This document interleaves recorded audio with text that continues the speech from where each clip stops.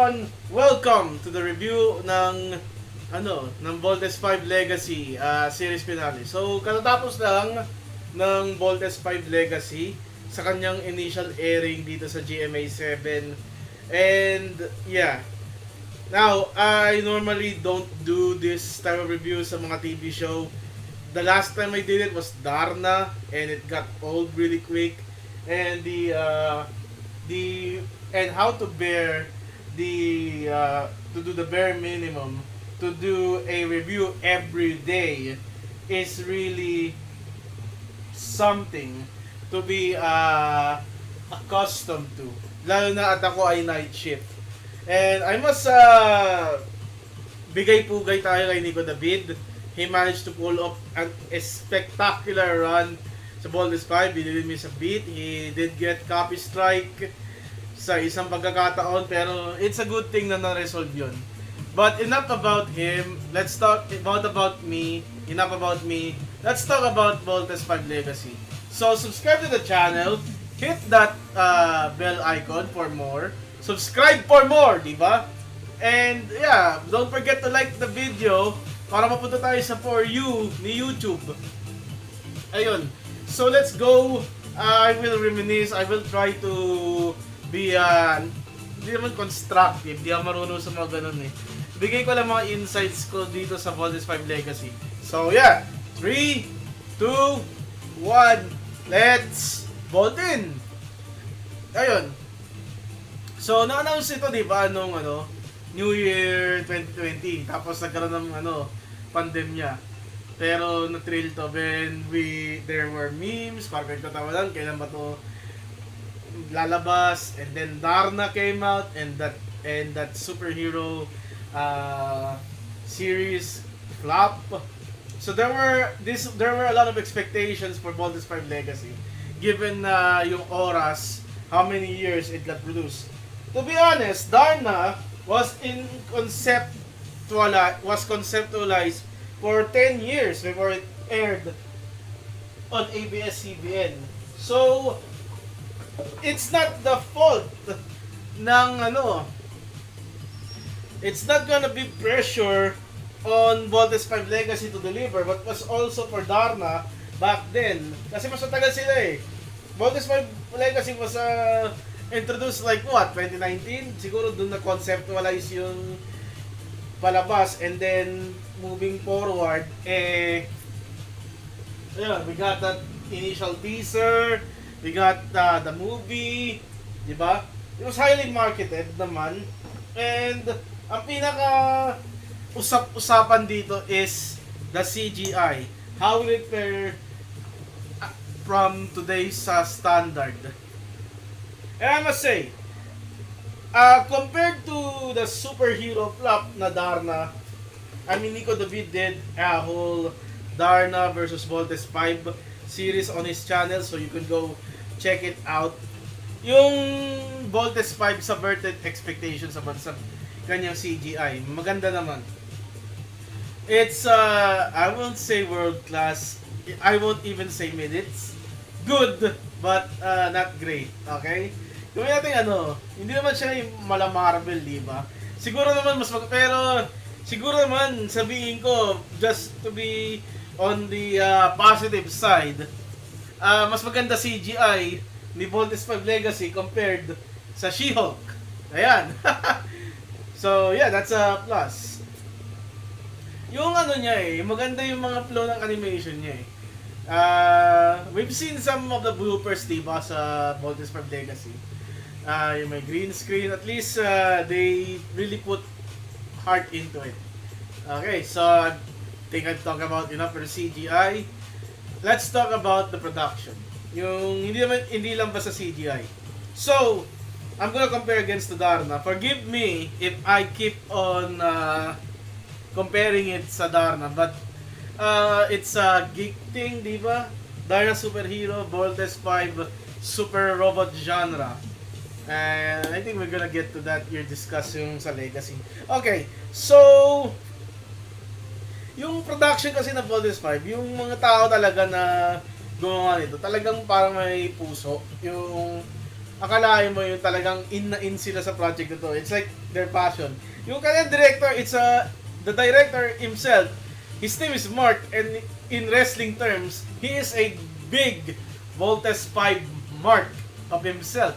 So, we all know, magaling dito, whether the output is bad or not, at least it's going to be, he will put some twist on it, but it's going to be in the safe hands naman, di ba?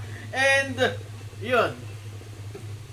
With regards to the episodes, I am still on the argument that this should be published weekly as opposed to the daily. Alam ko dapat weekly to eh. May lumabas dati na yung usap-usapan gagawin weekly series to. Tapos bigla naging daily with 90 episodes. 80 dapat, tapos may in-extend na 10 episodes. I think yun yung Contessa arc. And wala. Wala. Ayun. I think kung weekly yung ginawa na to, they will be true to the Monster of the Week format. They could have done a little more world building. Kasi isang oras ang area nito pag weekly. Isang oras pa rin. Alam ko isang oras pa rin eh. Kung daily. O kalahating oras kasi lang may mga commercial. Ewan. Pero yun. I'm still going to say na dapat weekly to. I'm always saying it's supposed to be weekly. Weekly shows are what's good.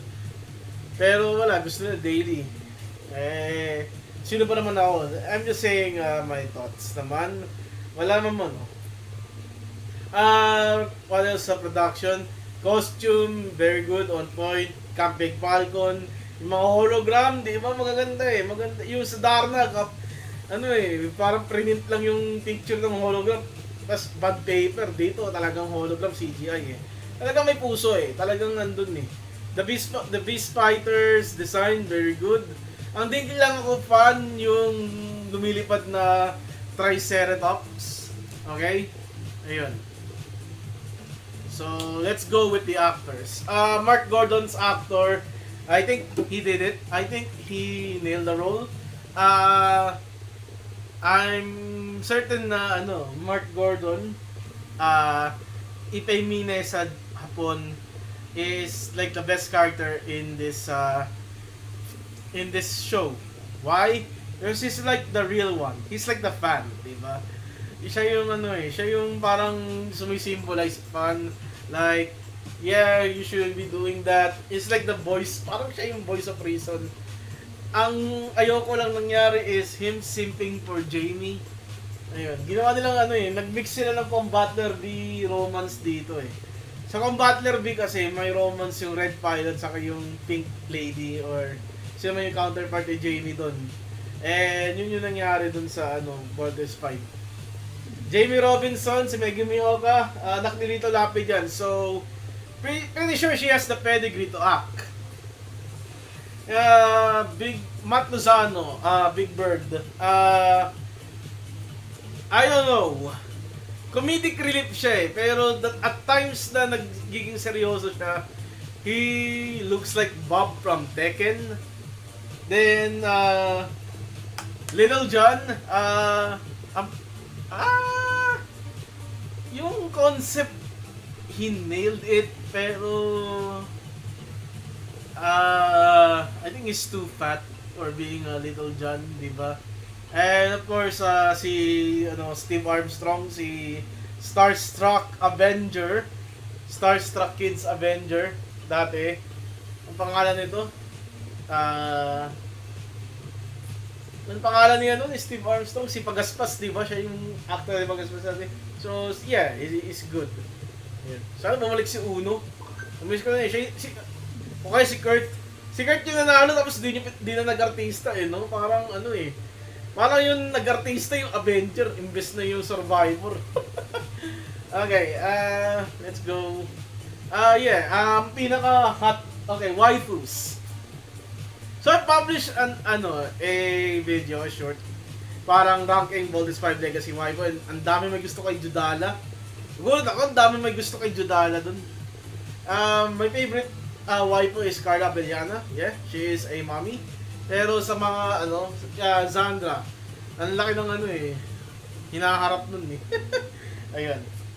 So, what else did I enjoy sa Voltes 5? Yung kanyang ano out of the scene na extra clips. Parang may Being the Elite vibe siya eh. Being the Elite yun yung wrestling show na outside of wrestling. Ayun. So, ang tinutukoy ko dito yung date nila Zandra sa Lizardos. Tapos si Nagglorieta ata si Big Bird, Jamie saka si Mark. Yun yung mga gusto ko eh. Neil Ryan says as Dr. Hook. Dr. Hook was my favorite character on the anime. Dito, not so much. I think his catchphrase move it was a little bit overused. Parang sobra eh. Sobra yung move it niya eh. Parang na siya yung sa Madagascar. I like to move it. Diba? Yeah. You could get, kung mayroon kang drinking game, take a shot every time Dr. Larry Hook says move it. Yeah. Dennis Trillo, still a good actor. Sino ba? Richard Smith. So bago pa mag-Ironheart si Albert Martinez, nag-Voltes 5 siya. So kasi di pala delay masyado yung Voltes 5. Sobrang delay. Natapos na yung role ni Albert Martinez sa Voltes 5 kaya nakapag-tape siya for Ironheart. Kaya kung makikita mo si Albert Martinez sa GMA saka sa ABS na at 1 hour intervals. Nakasawa rin no? Tapos na pa rin Dirty Linen. Okay. So, what else am I gonna talk about dito sa Voltes 5? Let's go with what I don't like. Fillers. The Contessa arc. That's a filler. I don't like that. The Eva storyline na parang inabandon midway of the whole series has binalik 2 weeks before the finale. Yeah, I don't like Eva as a character. I like Elsa El Villanueva, but Eva Sanchez as a character, nana. Nakakaano siya eh. Para you're telling me a secretary like her can take on trained soldiers. That's not believable. There was a drop arc ata. Hindi ba kasi may Apable? Siya yung umiispiya sa Armstrong Brothers na kinontrata ni Eva para i-assassinate si Jamie. Si Apable yun. So si Apable, under contract siya ng isang organization na nag-utos sa kanya to spy on the Armstrong Brothers. That organization was never brought up. Ever. So, ayun. Also, yun. Fillers that I like. The Manuel arc. The Manuel special. Yung Manuel. Si Zardos na nag-play as Manuel. So, it gives the brothers a little bit of parang bonding moment.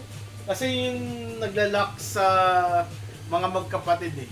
Yung bonding moment nila sa anime. Nalaman lang sa dulo eh. At least dito binigyan ng pagkakataon for them to breed yung ating yan yung it was given the opportunity to breed, diba, yung brotherhood. What else na ayoko? Yung over romance ni Zandra and Zardos, even though it was cute, I think it was not really necessary. They could not just flirt like that, pero bigyan silang bed scene. But then again, Batang Quiapo, medyo mas marami doon. Meron pang bathtub si Labi po doon eh. So, sino ba ako, di ba? Yun. Okay, let's go to fillers that I like ngayon. Manuel. Yun. It's a shame na walang backstory si Dr. Hook. Yun yung pangit lang. Okay. Let's go to the finale. So, alam mo yung ending, di ba? Nalaman na magkakapatid dahil sa itak. Ayun. Ang mapapoint out ko lang is yung yung yung way na namatay si Zardos. So in the anime, Zardos took his own life kasi parang dininay niya ata or parang na-distraught yung kanyang way of thinking noon is no, 'di ba, way of thinking niya noon is nalaman niya kapatid niya sina Steve, Big Bird, sa si Little John. He got confused, he got distraught. So he took his own life. Dito sa Legacy, what I like is they made Zardos redeem himself in the end by sacrificing his life in order to save Steve after Emperor Zambojil detonated the bomb. So yun isa yun sa gusto ko. May mga fan service din dito, like yung opening binigyan rin ng yung ending, fan service rin yun. They could have just translated it sa Tagalog but they kept it in Japanese. And yung Voltes 5 tank mode, that's fan service. Yun. So, overall as a series, what would I give Voltes 5 Legacy?